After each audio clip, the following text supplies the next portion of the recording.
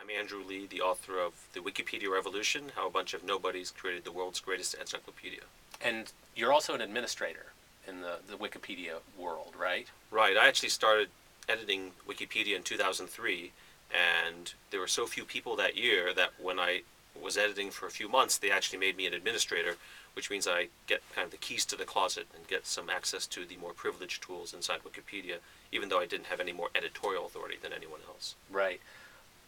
Well, one of the interesting things I did was send out a tweet this morning saying, Andrew Lee from Wikipedia is coming in. Send in your burning questions Oh for boy. him. Yeah, look out.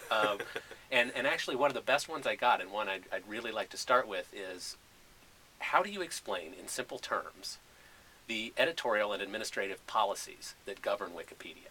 Right. Actually, the brilliance of Wikipedia, I think, is that policies are kept to a minimum. So, in fact, the only real policy that is the heart of Wikipedia is what they call the neutral point of view. So, what happens when you get so many people around the internet trying to collaborate on something? You need something to be binding them together so that it's what they say is co-labor instead of anti-labor. You're pulling in the same direction rather than pulling each other apart. And the core policy is what they call neutral point of view, or NPOV, meaning that you try to attribute or you try to represent all sides fairly. And that's the value of Wikipedia, is that the articles are written from a neutral point of view, and that's why it's so linked to on the internet, that both detractors and people who are in support of an article tend to link to the articles because they're such high quality. There was a practical follow-up question that somebody had, which was, okay, then, so from a practical point of view, how does the Wikipedia community go in and validate a particular user's entry to ensure that it's correct? Right. So far, it's been through a very emergent process. So it goes by the old adage in the open source computer community that given enough eyeballs, all bugs are shallow. So given enough editors who look over an article, the quality keeps going up and up and up. But you're running into a case now where we're entering the 7th year of Wikipedia's existence, or 8th year as it might be, and that they're starting to say, well, we're getting articles to a pretty good quality, but we want to prevent them from backsliding. We want to make sure that that curve keeps going up. So they're actually considering a new feature called flagged revisions. And this is something that's been implemented in the German Wikipedia, but has not been turned on yet in the English Wikipedia. And this is the idea that editors can actually flag or mark revisions of an article that meet a certain quality standard of having been fact-checked, of making sure there are no typos, that they are coherent.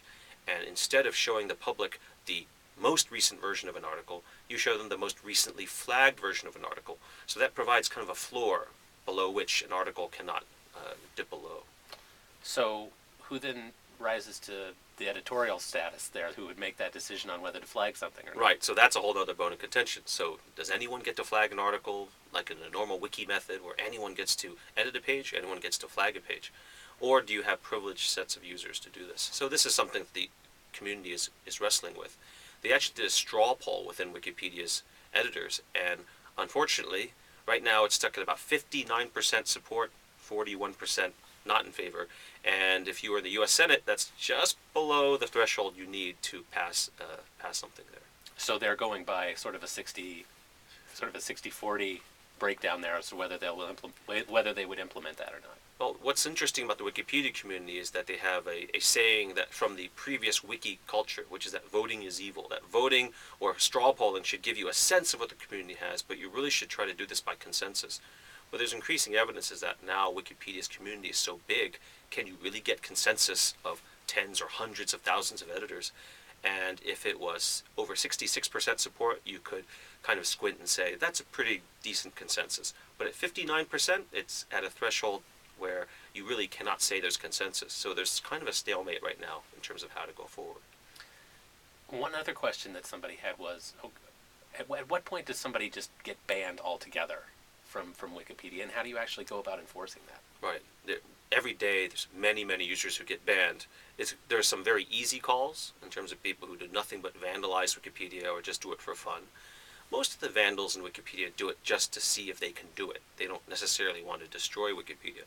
But you have had in the past users who are determined to either influence articles in a certain way or to just create disruption just for the fun of it.